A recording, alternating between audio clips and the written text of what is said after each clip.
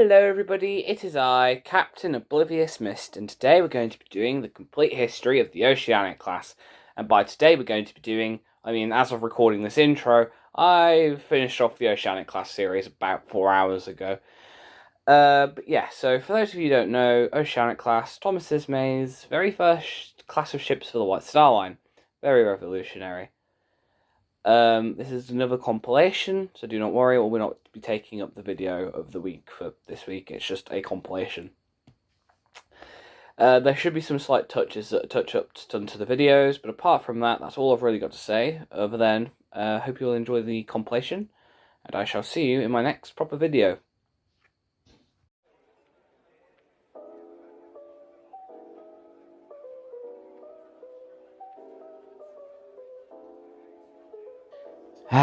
The 19th century. The birds are singing, the sun is shining. What a brilliant time to be alive. Oh shoot. I've caught a new disease due to the filthy, cramped conditions of the Industrial Revolution in Britain. Well, time to emigrate to the US of A. Or, well, I would if transatlantic sea travel wasn't as comfortable as sailing around in a tiny little barrel with water leaking through during a storm. I wish someone would do something about it. And do something about it, someone did. As in 1867, a guy who goes by the name of Thomas Ismay bought an old defunct shipping line called the White Star Line. Then one day, in 1869, this Thomas Ismay was playing billiards with a few Liverpool merchants, where he met a nice looking fella who goes by the name Gustav Schwab, who offers to finance the growth of the White Star Line as long as Ismay has all of his ships built by a company owned by Schwab's nephew. This company was called Harland & Wolff, and soon these men would begin work on what would become one of the most revolutionary ships in maritime history.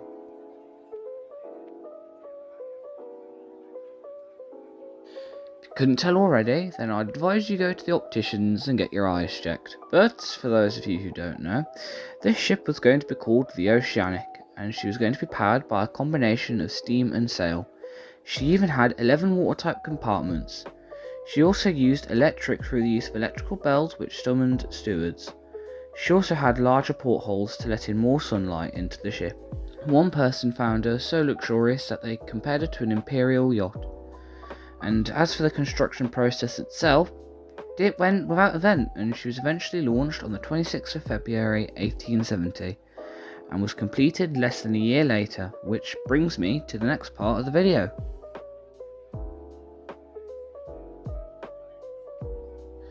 The Oceanic began her career when she left for a maiden voyage on the 2nd of March 1871.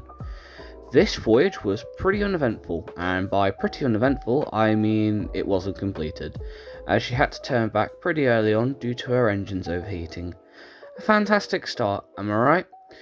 Anyways, she took another shot at the whole maiden voyage thing, and this time succeeded, and not much of note really happened until 1872, when she had a refit which added a new forecastle deck and 2 more boilers. She would continue to sail for the White Star Line until 1875, when she was chartered out to the Occidental and Oriental Steamship Company, aka the O&O Line. She would now serve the San Francisco to Hong Kong route. During this time, she set a record on the previously mentioned route, and would continue to beat her own record a few more times. But unfortunately, tragedy would strike the Oceanic on the 22nd of August 1888. As on a return voyage to San Francisco, she collided with the SS City of Chester, sinking her, taking the lives of 16 people.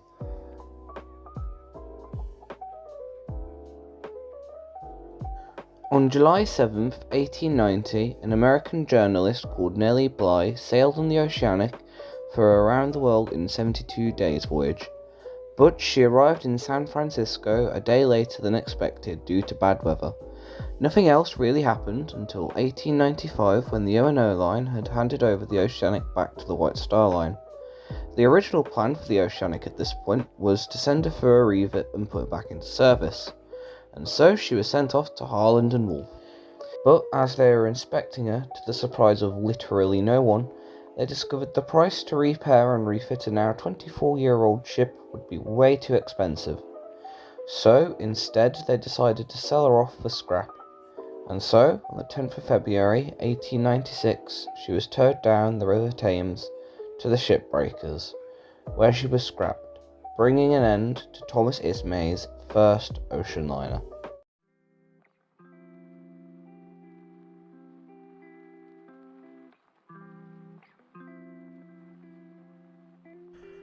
So these videos don't get too repetitive, I'll keep this brief. In the late 1860s and early 1870s, the newly re-established White Star Line needed a new class of ships. This resulted in a class of 4 ships being designed. The first of these ships was called the Oceanic, and she was followed by another ship called the Atlantic, which was identical to her older sister.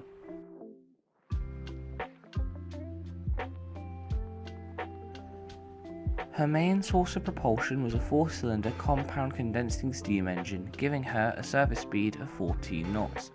She would also have 4 masts that could serve as a backup method of propulsion if something went wrong with her engines.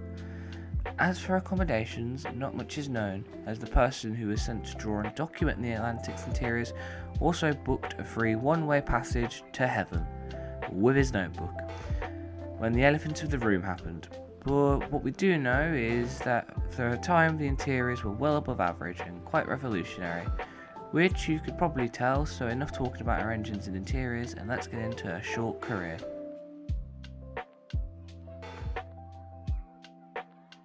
The Atlantic would claim her first life before she left on her maiden voyage as a 60-year-old watchman fell off a gangplank and drowned. Despite this grim start, her career started on the 8th of June 1871, when she left on her maiden voyage, which went smoothly. After this, she would serve a relatively uneventful career except for 1871 when she collided with the SS Alexandria. However, there was soon going to be a more fatal and famous incident for the Atlantic.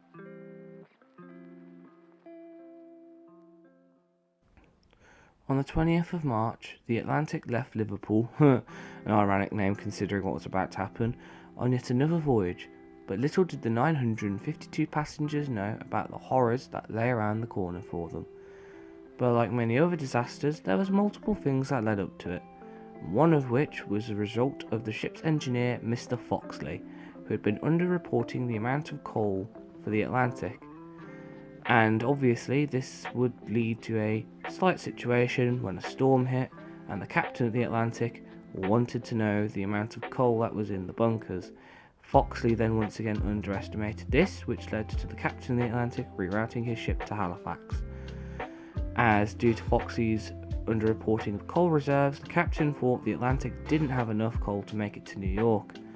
And at some stage during the rerouting, the captain went for a nap and ordered his second officer, Metcalfe, to wake him up at 3 a.m. Despite this, the captain did not get woken up at 3 a.m. because Metcalfe sent away the steward that came to wake him up with hot cocoa and on purposely didn't wake him up at 3 a.m.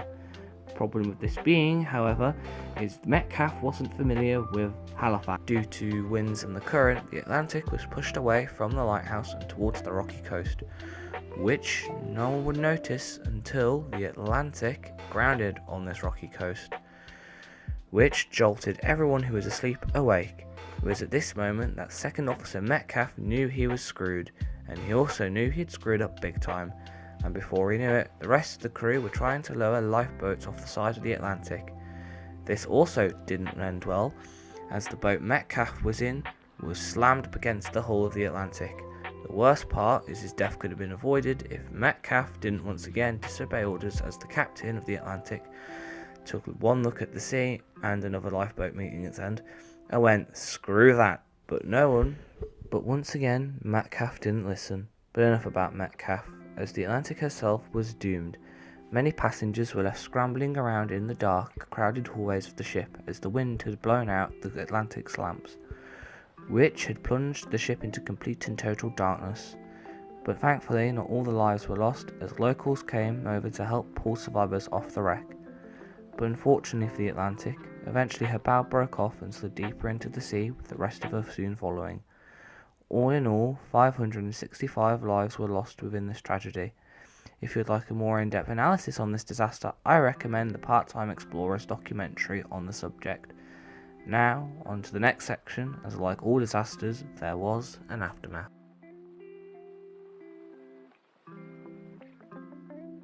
Thankfully, the SS Atlantic wasn't fully submerged in the water and you could still probably walk across the side of a hull at a low tide. But despite this, it still took 2 weeks to recover the dead off the wrecked Atlantic.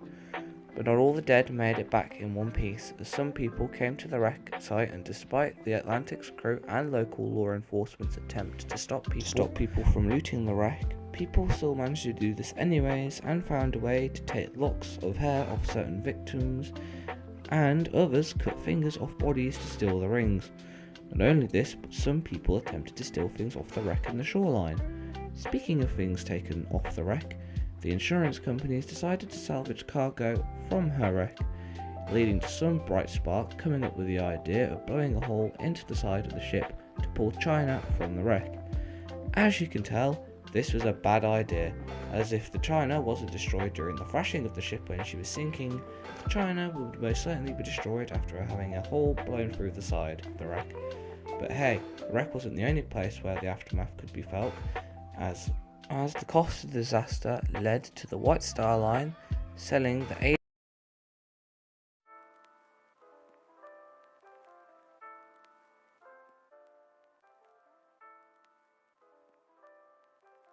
In the 19th century, a man called Thomas Ismay bought an all but defunct shipping line. He wanted to own and sail ships instead of just chartering them, but before he could do that, he'd need, ships. And ships he'd have, as one day Thomas Ismay found himself playing a game of billiards with another man called Gustav Schwab, who offered to finance the line, and the next thing he knew, a class of 4 ships were being built and designed, the first of which was to be called Oceanic, and she proved to be a very successful ship, which was good news for Thomas Ismay, as by the 8th of March 1871, the third ship, to be called Pacific, was launched.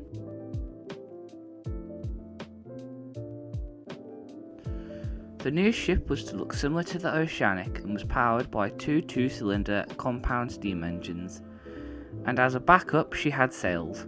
As for the construction process itself, this went without event apart from just after the Pacific's launch, as she was renamed to the Baltic, as the Pacific was also the name of a Collins liner that disappeared with all hands lost, which for obvious reasons makes naming a ship Pacific a bad idea. Now back to the Baltic herself, as by the 2nd of September 1871 she was completed and ready for her maiden voyage. The Baltic's career began on the 14th of September 1871 when she left for her maiden voyage, which went without event, unlike the rest of her career, as on the 17th of October 1871 she grounded. Then on the 20th of November 1872 the Baltic rescued the survivors of the, forgive my pronunciation of the ship, Assyria, still I'll have to do. And in January of 1873 she captured the Blue Riband. She also rescued the crew of a waterlogged ship called the Oriental. Then, on the 17th of August 1880, the Baltic collided with a ship called the Line Forever, and in 1888 she was sold to the Holland America Line.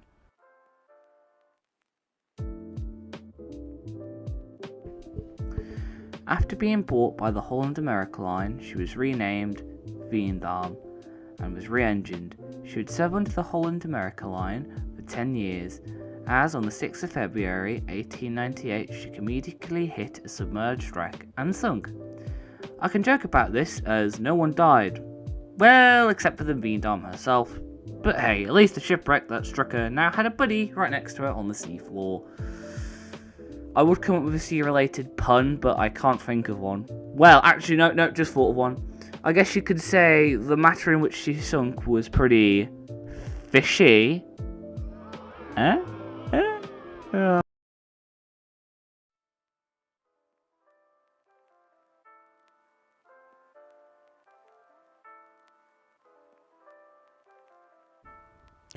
To cut a long story short, in the 1860s, a man called Thomas Ismay bought an all but defunct shipping line.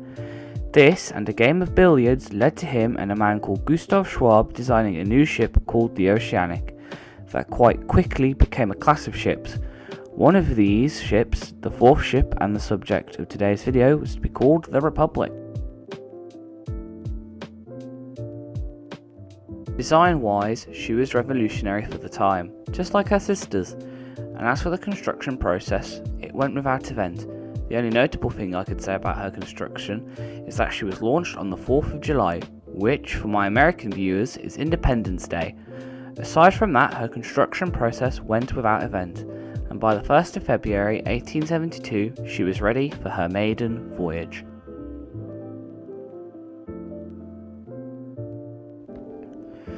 The Republic left Liverpool on her maiden voyage on the 1st of February 1872. During her maiden voyage, tragedy would strike as the Republic arrived in New York. That's it. That's the tragedy. I mean, I can't think of anything worse than arriving in New York. And now, before a bunch of angry New Yorkers kill me, let's continue the Republic's career, as she faced competition from the Pacific Navigation Company, and even beat their ship in a race one time. But despite this, she was often only used as a reserve ship if the Britannic and Germanic had technical difficulties. But that doesn't mean her career was boring, as on the 8th of August 1875, the Republic came across an abandoned Norwegian collier. And in 1879, the Republic collided with a ship called the Ocean Queen. As well, in December of the same year, the Republic was caught in a storm, during which her funnel was damaged. Not to mention my personal favourite story of her career in 1880, as the poor Republic was damaged and was supposed to be towed by a German tug called the Mosel. I say supposed to because the tug didn't have enough coal. Oops. Anyways, back to the video. As in 1883, the Republic had rescued the survivors of a steamship that had sunk.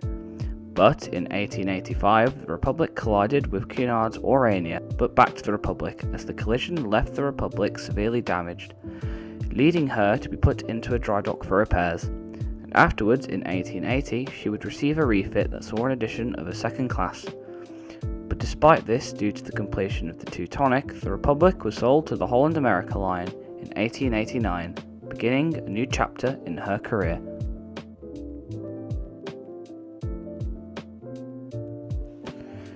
As previously mentioned, the Republic was sold in 1888 to the Holland America Line and was renamed Maanstam, and shortly after this she went for a refit, which saw her machinery overhauled and updated. This was completed by March of 1890, and on the 15th of the same month the Maanstam left on her first voyage on the Rotterdam to the United States route. During her time on this route, nothing of note really happened, and in 1902 she was sold to an Italian company whose name I'm not even going to try and pronounce, and was renamed to Vittoria, but this lasted all 5 seconds and she was soon renamed to, forgive my pronunciation of this, Città di Napoli. During her time with the line whose name I'm not going to butcher, she would sail to areas like Naples and Gibraltar. She would do this up until 1907, when she was withdrawn from service. But she was still around in 1908 and was even lent to the Italian government to help house displaced people in the Messina earthquake. But by 1909 it was time for her career to come to an end, and she was sold for scrap as the only Oceanic class liner to make it in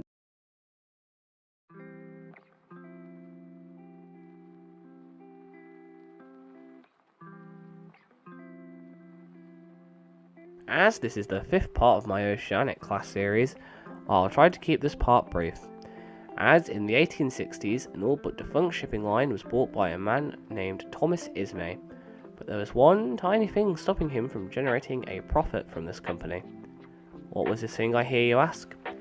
Well, this thing was that he had no ships, but thankfully, after a game of billiards, this problem would be solved for Ismay, as he met a man called Gustav Schwab, offered to finance the White Star Line, and the next thing Ismay knew, he had a class of 4 ships. These ships were the Oceanic, the Atlantic, the Baltic and Republic, and these ships would prove to be popular, so popular in fact that Ismay decided to order 2 more ships for the Oceanic class, which brings us to the subject of this video, as the subject of this video is the 5th ship in the Oceanic class, to be called the Adriatic.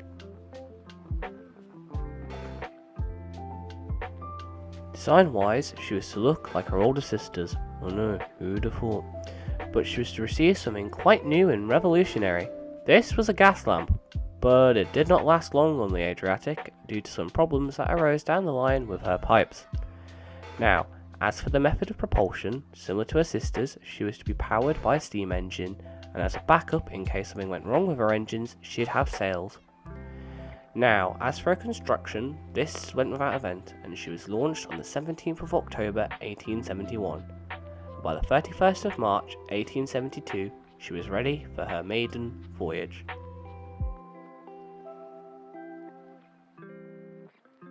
Her career started on the 11th of April 1872, when she left for her maiden voyage, which went without event, and upon her arrival, she would be the flagship of the White Star Line all the way up until the Britannic entered service in 1874. And as for the career of the Adriatic, it was pretty eventful, as a month after her maiden voyage, the Adriatic was able to win the Blue Riband from the Scotia of the Cunard Line. Then, in January of 1873, the Adriatic rescued the crew of a Norwegian bark, but unfortunately for the Adriatic, her career wasn't all peaceful, as she had a collision with the Cunard's Parthia in 1874, causing little damage to either ship. But she wouldn't be as lucky in 1875 as the Adriatic accidentally rammed a British schooner called the Columbus, sinking her, and taking the life of the Columbus's captain's son. This, as well as the fact that the Adriatic failed to save the 7 survivors, and it was in fact rescued by another steamship called the Enterprise, led to the Adriatic being blamed for the accident. But this was not the final time that the Adriatic would accidentally sink a ship and kill somebody. In December of 1875, the Adriatic collided with the Harvest Queen, sinking her, taking all souls with her. Then, this next one is pretty funny and has me wondering if the Adriatic was a psycho of a ship, as on the 19th of July 1878, the Adriatic collided with a ship on the coast of Holyhead. Then, on the exact same day, she collided with another ship called the G.A. Pike, sinking her, taking the lives of 5 of her crew members. Then, in 1884, the ship Adriatic, went for a refit, which saw the addition of an extra 50-odd third-class accommodations. Then, in 1889, the Adriatic collided with a pier in New York. But thankfully for literally anything in the water, in 1897 she'd aged to a point where she was deemed too old for regular transatlantic service, and was thus used as a reserve ship. But then, in 1899, the final nail was hammered into the Adriatic's coffin in the form of the second Oceanic. This meant there was no longer any use for the Adriatic, leading her to be sold off and broken up for scrap, bringing an end to an ocean liner that has probably sunk more tons.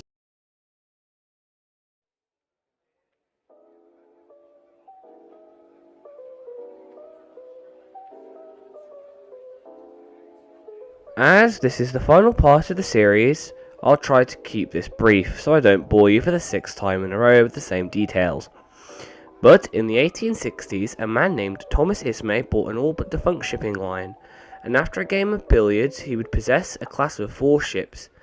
These ships were the Oceanic, Atlantic, Baltic and Republic, and these revolutionary ships would prove to be popular, and this led to the White Star Line to order the construction of another 2 ships in this class. These ships were to be called the Adriatic and the Arctic.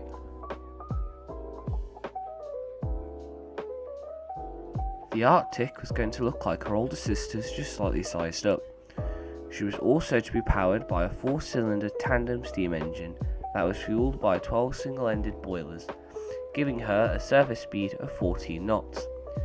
One thing of note that happened in the construction process was the changing of the Arctic's name from Arctic to Celtic, as the SS Arctic was the name of a Collins liner that was lost in a tragic wrecking in 1854, which for obvious reasons would make naming the White Star Line's new ship Arctic a stupid decision. Now, as for the construction process itself, which, like many other ships in the Oceanic class, was uneventful, as she was launched without event on the 8th of June 1872, and by October of the same year, the Celtic was ready for her maiden voyage.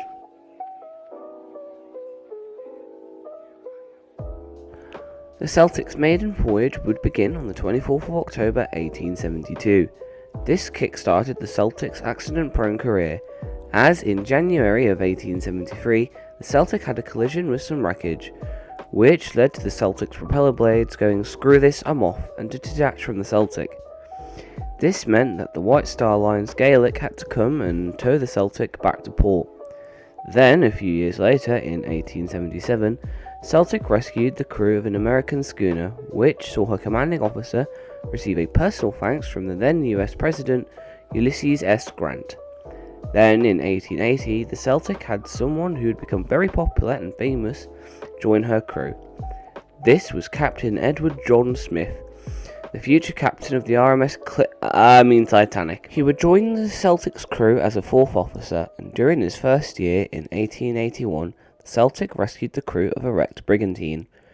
But her most notable moment was right around the corner.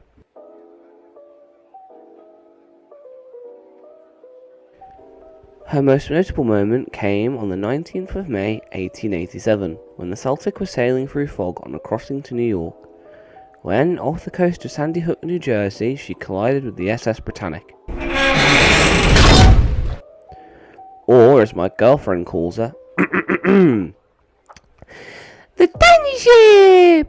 This was a mess, as the Celtic had buried herself inside of the Britannic, and would continue to smash into the Britannic side a few more times before breaking free. Now, before I continue describing this incident, I'd just like to take the moment to say, when I first read the Celtic buried herself in the Britannic, my first thought wasn't a collision, and now I really ship 'em. Wait, no, that pun was an accident, I swear! Anyways, enough with the accidental puns, as these two star-crossed ships would stay together through the night, and was even joined by two other ships, and together these four ships sailed into New York. And after this incident, the Celtic would sail for the White Star Line for another 5 years before being sold to the Thingvala Line. After this, she was renamed to America and put on to the Copenhagen to New York route. Unfortunately, the America would not prove successful on this route due to her being too big. This ultimately led to her being sold off for scrap and broken up in 1899, bringing an end to the